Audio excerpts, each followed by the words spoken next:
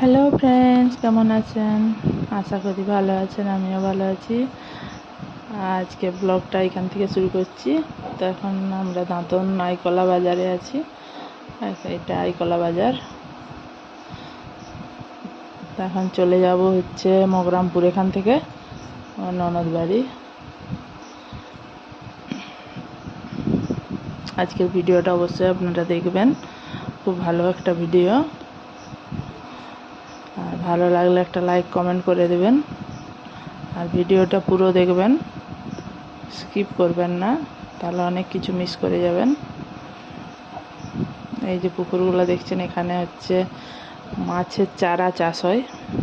এই যে আমার ননদ, ছোট ননদ আর আমার হাজব্যান্ড একটু গল্প করছে। তা সেখান থেকে বেরিয়ে চলে এসেছি মেদিনীপুর।